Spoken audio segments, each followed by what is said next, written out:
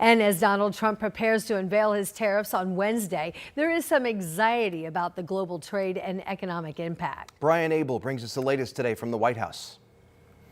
Wednesday is a day that President Donald Trump plans to unleash tariffs, yet as we've seen from the White House, it's still unclear exactly what tariffs will be levied. Trump has shown a level of unpredictability on the subject, threatening particular tariffs, then scaling back or delaying them after conversations with and often capitulation from the leaders of the countries targeted by the tariff threat. And we know that leading up to what Trump is calling Liberation Day on April 2nd are still behind the scenes conversations between countries and industries looking to be exempt from the tariffs, as well as discussions inside the White House about what types and what levels the tariffs will be.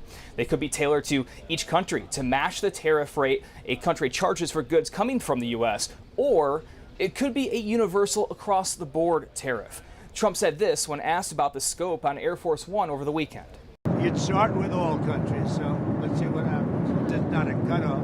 What else is unclear is how the auto companies will be impacted, including the big three of the U.S. of Ford, GM, and Stellantis. The president of the United Auto Workers Union, Shawn Fain, recently said he's been told directly that manufacturing jobs will come back to America as a direct impact of these tariffs. Here's what he said about the timing of that. Quote, with these tariffs, thousands of good-paying blue-collar auto jobs could be brought back to working-class communities across the U.S. within a matter of months, simply by adding additional shifts or lines in a number of underutilized auto plants. And that speaks to many auto experts' concerns about the timing it would take for American cars to become more American in the face of such tariffs and what kind of economic pain they may bring. What most economists do agree on, though, is that these tariffs will very likely raise the price of cars and car parts in the short term.